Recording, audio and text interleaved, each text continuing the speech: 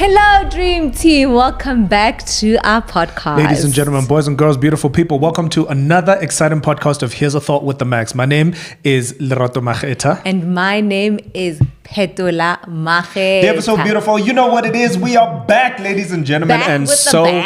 excited to be here. So excited to be here. You know, we miss you guys all the time, and it's always so good to be sitting here and having a great conversation with you and having a great conversation with my wife and just chopping it up. You know what I'm saying? Chopping it up. That's Before right. we get into it, my love, give us the house rules. The house rules are here, guys. We like, subscribe, comment, share. Turn on that notification bell to know every single time we upload a new installment. Guys, subscribe. Like I say this every single installment. Yeah. Subscribe, please. And like the video for the do the algorithm. right Do you know what I'm thing, saying? So that we can guys. increase our influence. If you feel like this is a great conversation, if you feel like we have great conversation here, share it, guys. Share it with your friends. I know that so many of you already do. Yeah. So thank you. Let me not say be like ungrateful. It's like watching. This guy. It's like watching TV and not paying your TV license. Guys, subscribe. I don't know if I've paid my TV, but we pay the subscription. We pay subscriptions. You pay Netflix, Showmax. Yeah, that's true. Do That's the true. right thing, That's guys. true. Today's conversation, baby. Yeah. So this song has been living rent free in my mind. Yeah.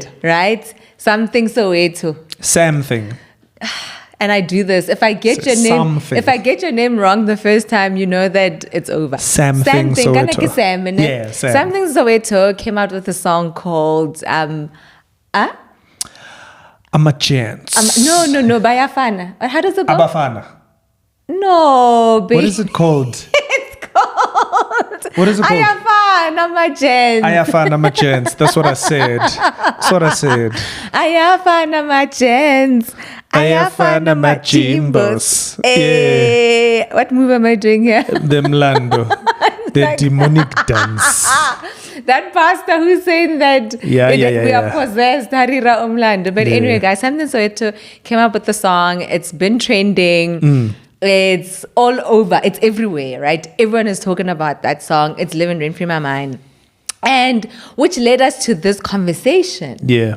Are men really the same? Because I've been hearing a lot of women going, banna ke maslamos, the guys, you'll translate to mas. I've never heard of that in my life. My 666, apparently. So I'm gonna throw this question to the man of our home, Mr. Max. I think part of the bigger issue, babe, is that a lot of this narrative is perpetuated by the behavior of men that we've seen in our beautiful country of Saura. You know, a lot of the trending topics have been around men that are creeping. You know what I mean? There are married men that are just not faithful in their relationships. And yes, let's be fair, we had the conversation about the other woman, you know, the other time. So we're not talking about that. But what we are not talking about and what society doesn't necessarily hold accountable as much as they should is the man's role in cheating and, you know, and all of the other stuff that a married man shouldn't be doing. So are men the same? Another thought of it is, you know, a lot of people speak about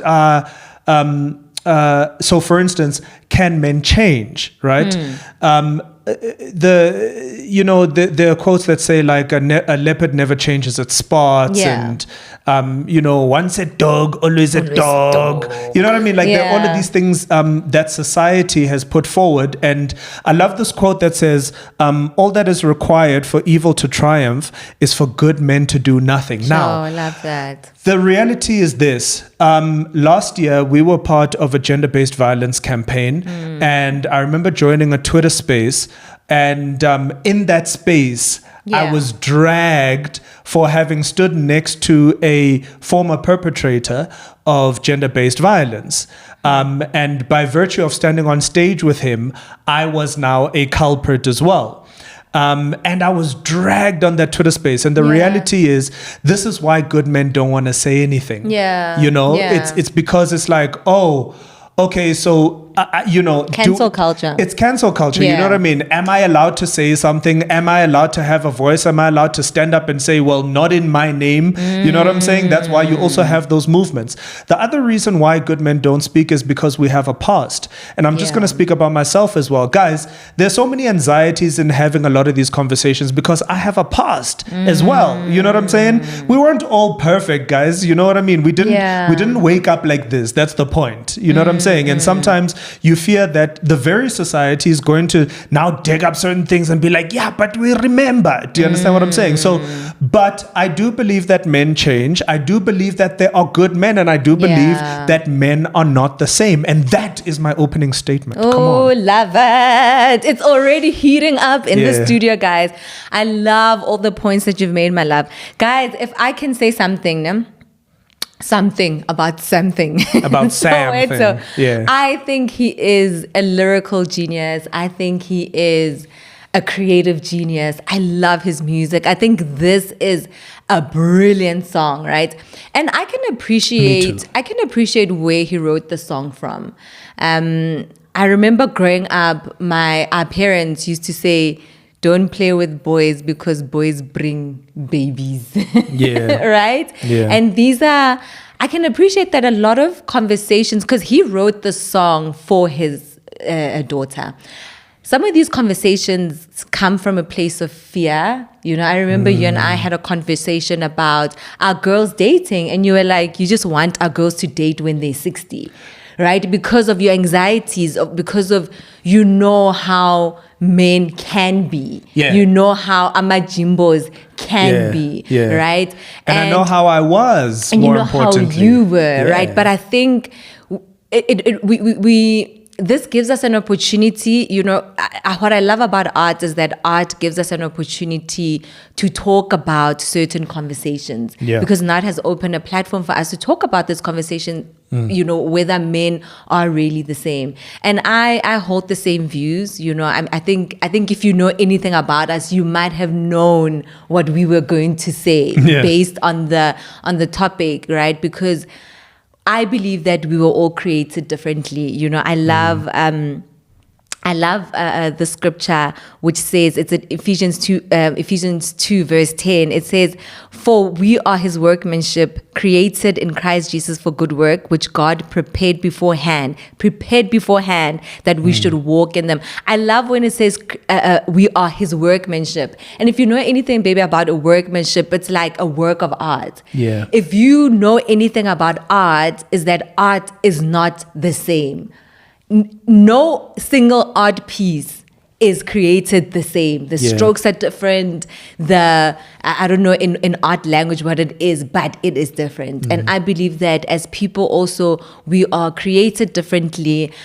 I would imagine that we are all born with that, with an innate need to want to be good people. But what happens is, as we get older, people do change, right? And this change is sometimes influenced by culture. It is influenced by religion. It is influenced by society. It is influenced by our communities, right? But I still believe that we have an opportunity as parents to have different conversations with our kids. Because I would imagine that as an adult, when you hear the slogan "men are trash," it might hurt you, but all men are trash, rather. Who you are, right? Especially like you were saying, that if you have grown, if you have evolved from a boy to a man, you know your values, you know your character, you know who you are. My fear is for boy children. When a boy child who is born into this world, when they start, hearing words like, all men are trash. What does this statement do to a boy child who hasn't even, who still has to learn about who they are, who still has to make choices? Already when you hear that you're trash, you are going to make trashy decisions. If you believe it. If you believe it. But if you hear it long enough, you will start believing it. This is part of the bigger problem. That our history as humanity has made sure that we have built ideas based on patriarchal systems. Yeah. The idea that men are trash is not helpful to men, because what it's actually doing is giving men permission to be trash. Yeah. It's like, so what has happened is men are trash is another way of saying boys will be boys. Yeah. We've normalized it, right? Yeah. So what we wanted to do with men are trash, trying to get them to change their minds and say, yeah, you are part of the problem. A lot of guys are going, yeah, so I'm part of the problem. Like you said, I'm trash. Yeah. All right, cool. You know what I'm saying? Yeah. And society has made allowance for. And by the way, this is even in families, right? Mm-hmm. So my father will often speak about how they'll be counseling a couple, and the guy will have a heart-to-heart with my old man and say, yeah, cool, I cheated on her, but when she reported me to my uncles, one of my uncles pulled me to the side and said, bro, we all do this, but how can you get caught? You know what I'm saying? Like it's so it's those kinds of things that bring us to a space where we've almost normalized certain behavior amongst men. And I think part of the problem is that we are not having the conversation about the fact that we are not of society, that we are not of the world. You know what I'm saying? And that's the conversation I think that we should be having with young men, to say, well, yes, the world says this, but stop trying to fit in because you were born to stand out. Yeah. And what does standing out look like? Yeah. And I love what you're saying, baby, because what this also helps us to do, guys, I believe that, because rona re godile, right? Re godile, and some people are who they are not because AYAFANA, Amagents, but because some people just don't want to change. Yeah. Because if you do want to change, you will change to be a better person. And there's no need. Bagafana.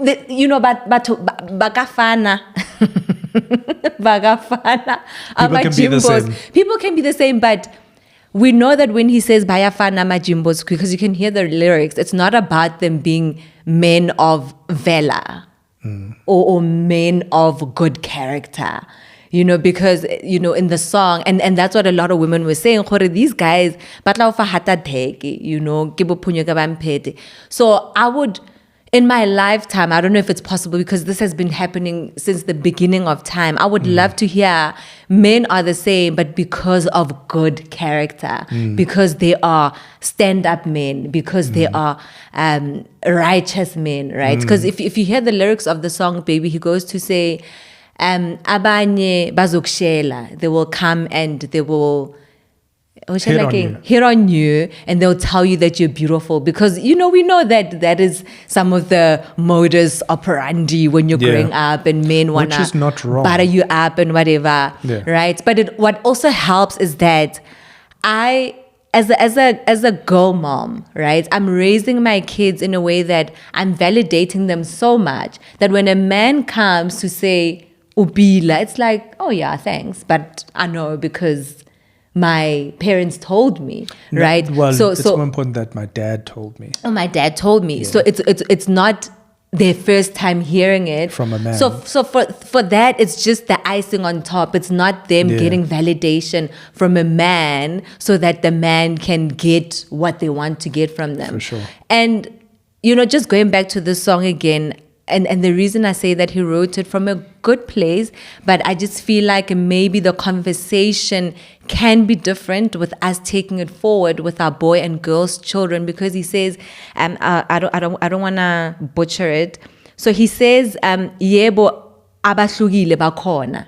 There are different ones, but they are few and far between. Kodwa akulula ukubabona. They are few and far between. And he says, injalo wenana impilo yalana isiphila eMzansi, South Africa. Sorry guys for butchering isiZulu. You're doing great. isiZulu. And so he's raising concerns about raising a girl child in South Africa we do know the stats in our country. We do know that we live in a country where there's a lot of violence. There is rape. There is gender-based violence. There are all these crimes that are committed towards women and children. We cannot ignore those issues, right? So I can hear the sentiment, right? But for me, what I'm also saying is that with our girl children, even if I never got to experience you as a good man, I wish, I would pray that I would have an account to say to my child, even if I'd never experienced a good man, just because you haven't seen a good man, it doesn't mean that they don't exist. Right? And I think it is my wish that we don't wait to actually see good men out there in order to believe it, because we do know that there are men out there that do exist, because as the Bible says, that we have been created as God's workmanship, The only way we are going to see good men is if good men become good men. And that's the reality. When I met my wife, I stopped believing that she existed until I saw her. So I think it's a little bit ambitious to think that people are going to believe that there are good men out there until they actually see and experience good men. And I think that definitely is an indictment on us men. And I'm saying, guys, if we want women to believe that there are good men out there, we have to be good men. You know what I'm saying? But you don't think that a large percentage of people, because I think what sometimes informs our this notion there aren't good men out there. I know that sometimes people experience horrible fathers. Do you think that it comes from mainly fatherhood, or also mainly our dating experience? Or both? It's both. It comes from your man experience. And the first one being your father mainly. It could be your father in absentia. It could be your brother. Could be your cousin. Which also I remember, sorry my love, I was having a conversation with your dad, and we were speaking about how absent fathers, that is where the root of societal problems stem from. From absent fathers. Then we start unknowingly attracting those kind of men in our lives. For sure. Going for men that represent the father that rejected us, or the father that was never there for us. So yeah. And my question is, where are men looking to? Because I'm sitting here going, well, you have options. You don't have to be that person.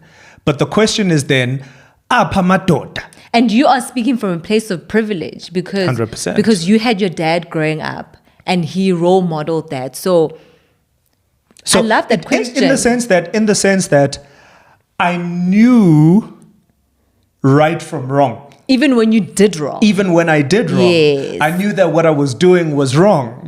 Does that make sense? So I knew. Now, there are a lot of guys who have been exposed to toxic masculinity, and they don't know the difference between right and wrong. Sure. And we live in such a tricky space right now, because there's toxic masculinity on one side, there's feminism on the other side, which honestly I haven't researched enough to fully understand it.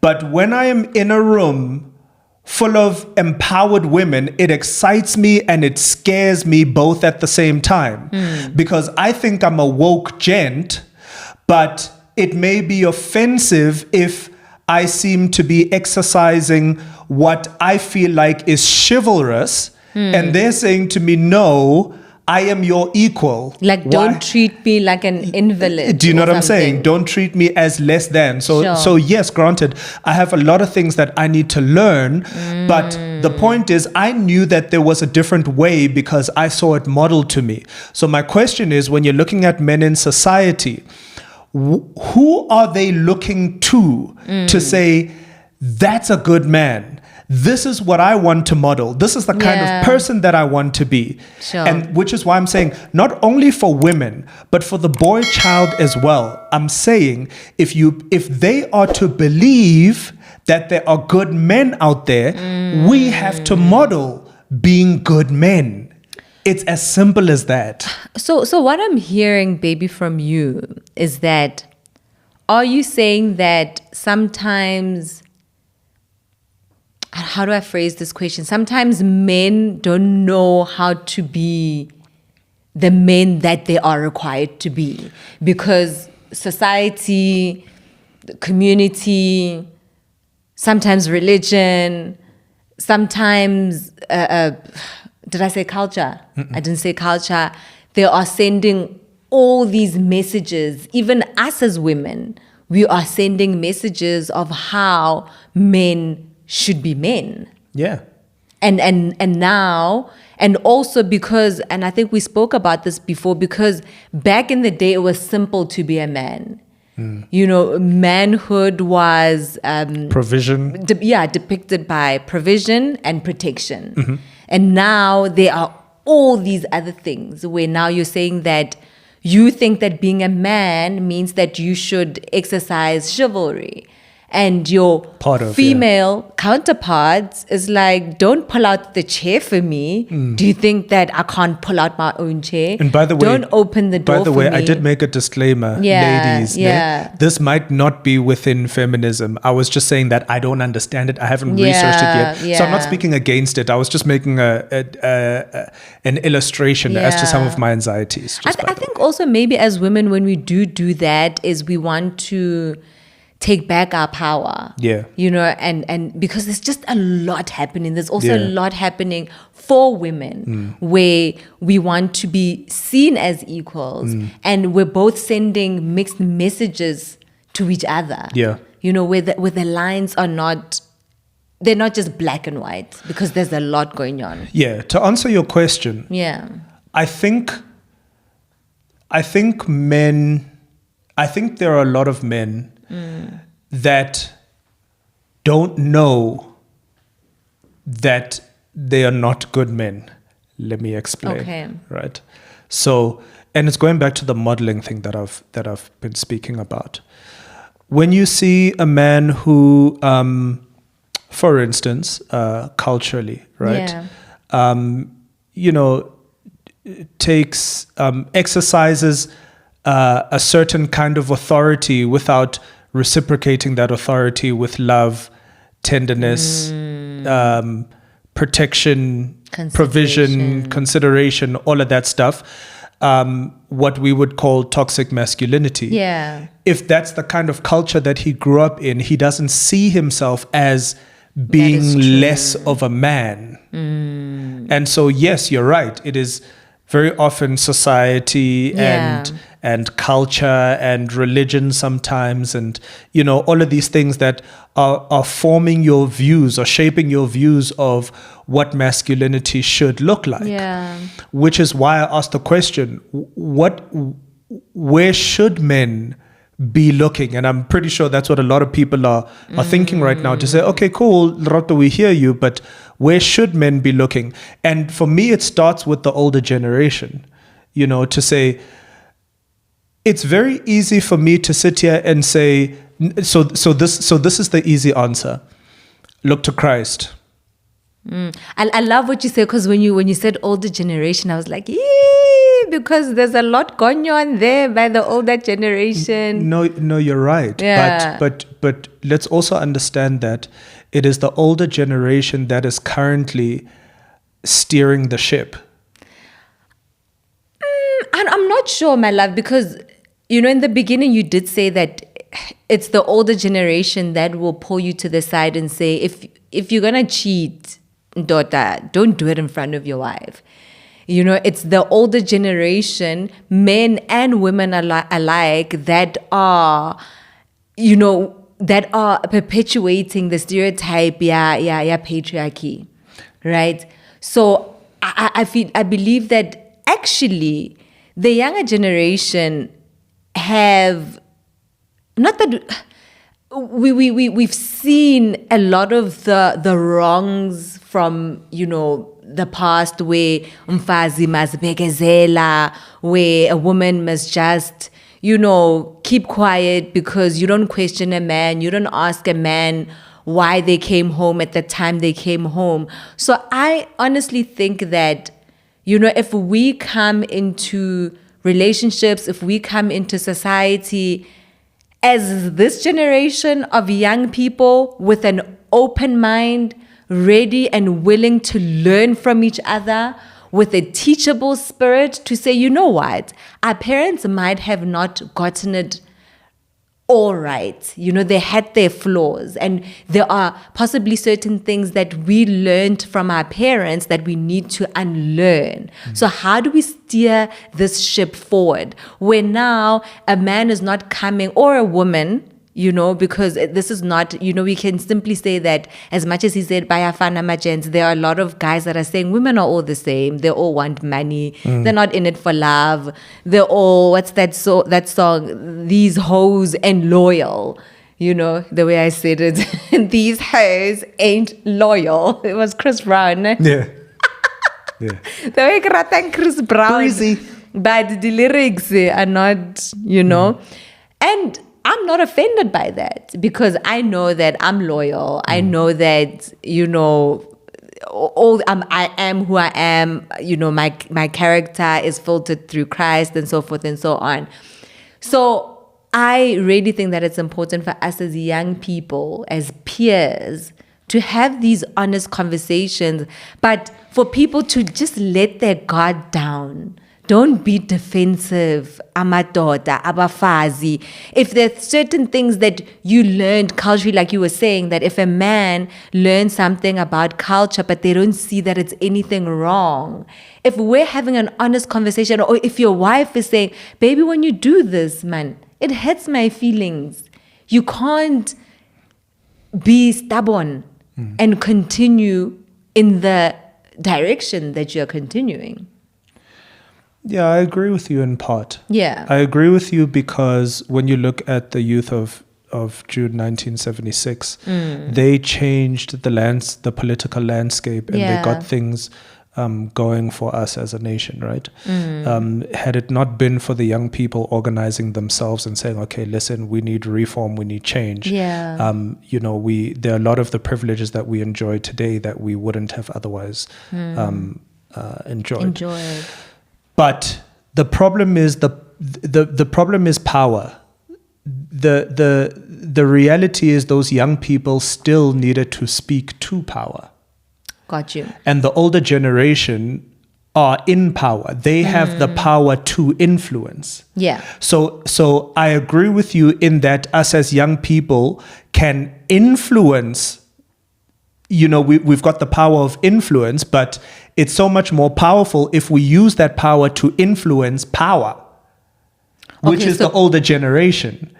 Do you understand what I'm saying? Because that way you're going to start to see people that are putting these this legislation in place or this kind of doctrine or this kind of thinking, right? If you can move their hearts to say, oh, wait a minute, how often is it that we see government officials, people in power, pastors, leaders of community on the television, and they are spokespeople for us?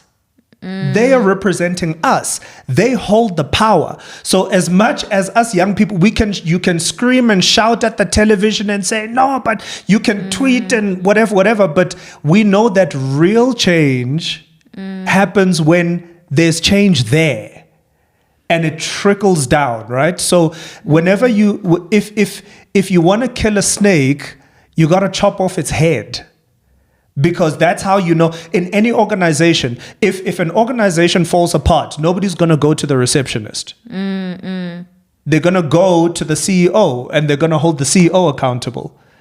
Do you understand? So, babe, I'm just thinking about my mom, and I'm thinking about how set in her ways she is. Literally, there's nothing I can tell my mother.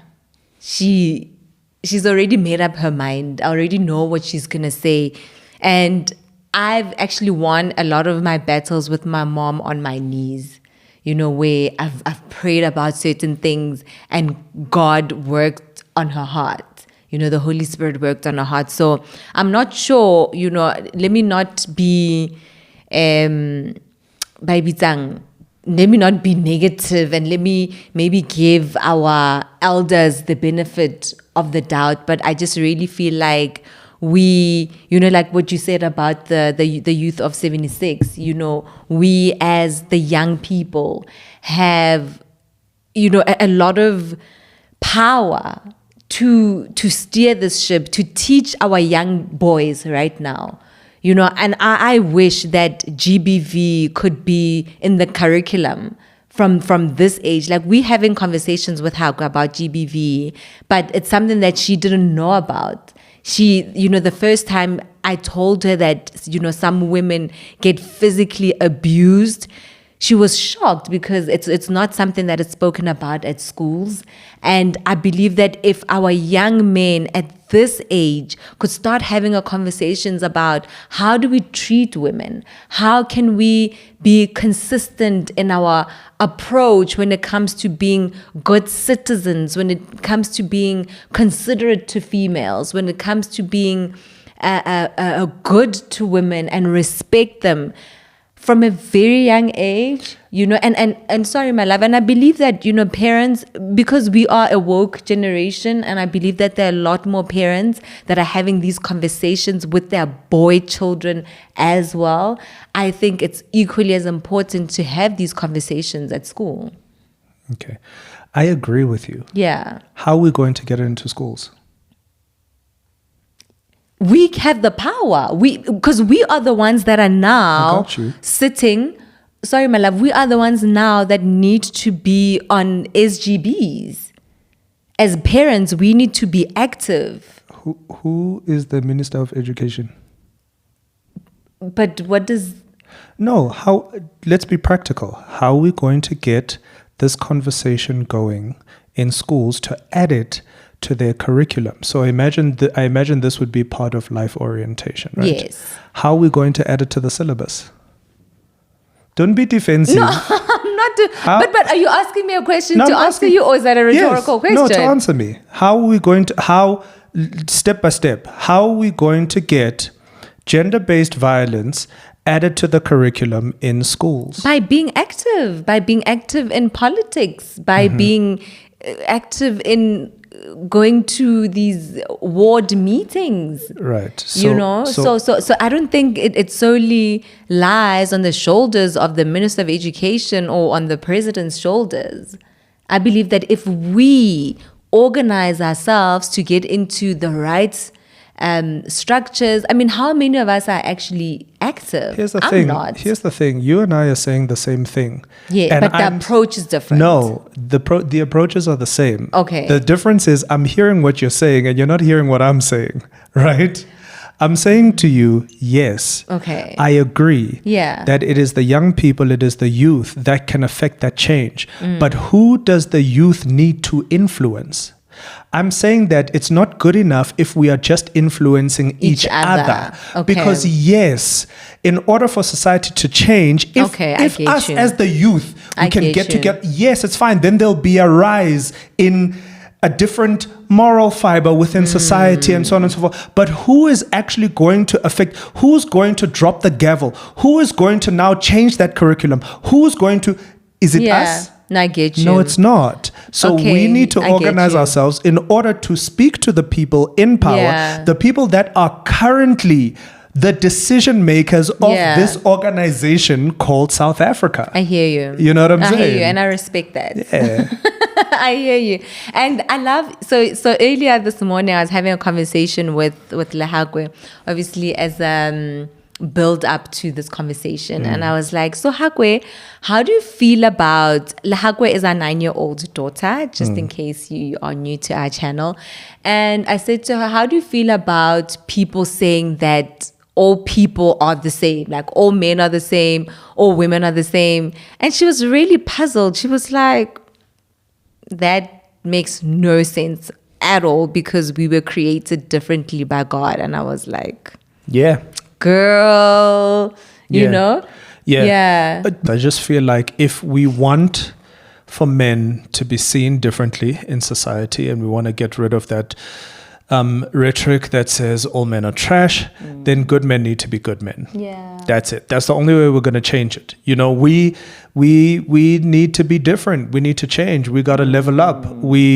We need to take responsibility and say, okay, yes, as much as there is this narrative that says men are trash, as much as there is this narrative that says a leopard never changes its spots, it's our responsibility to change your mind. Yeah. And that's the only way it's going to happen. Yeah, baby. And I think you said something so important about, you know, men having passed. Guys, I'm so cold. Yeah, it's not warm. Or something. Yo, happy guys, we're working under harsh conditions. But anyway, I loved what you said, my love, about how people have a past, right? And some people feel like they're not qualified to speak because of their past. I would encourage men out there who want to change, you know, and men who have changed. Or who have changed, or men who don't think that can change, right? To say that you are not your past, and for, like you said it, no, you said you're not your past. So I want to say that forgive yourself for your past. I encourage you, I urge you to forgive yourself for your past. I believe that once you forgive yourself, then you can start healing from your past. Guys, I had this mind-blowing conversation with my father-in-law. Please do catch us on www.truewayradio.com. That is TRUWAY.com. Listen, you must add radio host to my title. Baby, please put it at the bottom and we'll share the links with you.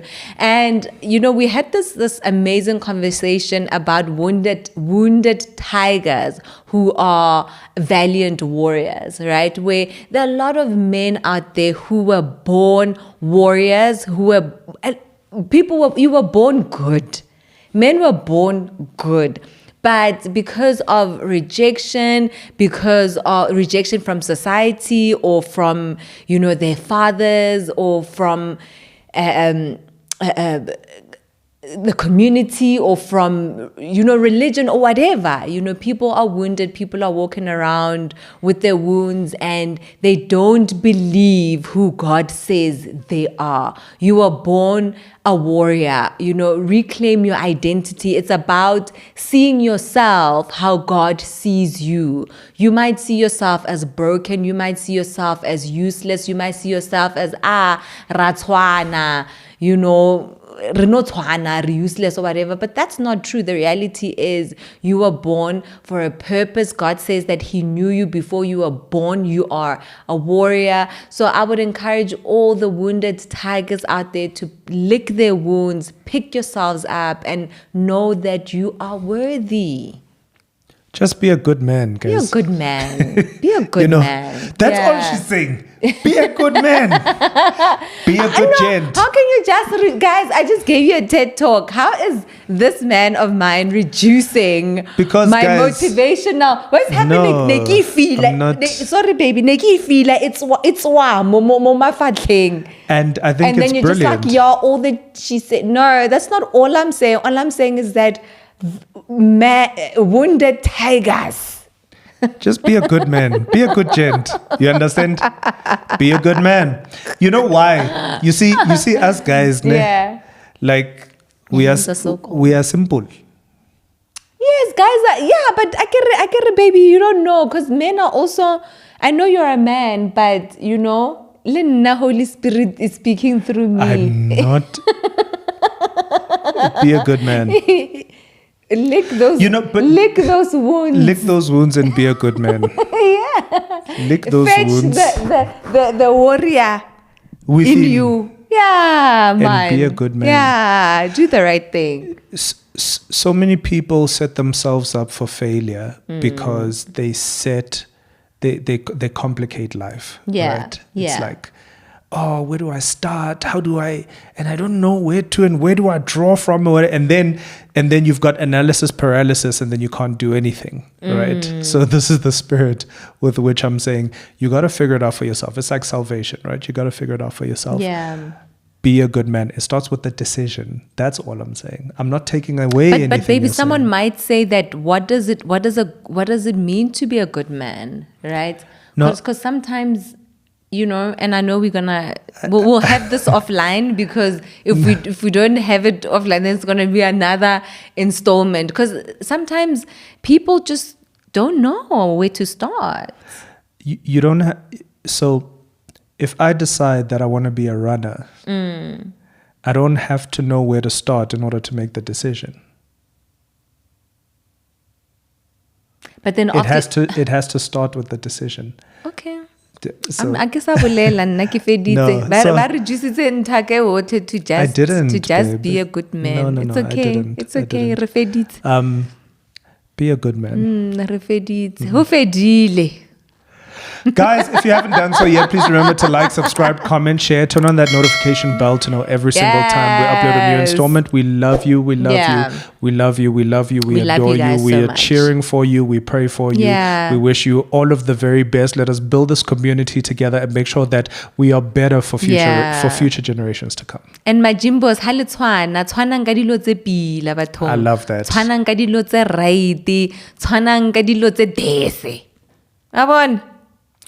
One time, too real.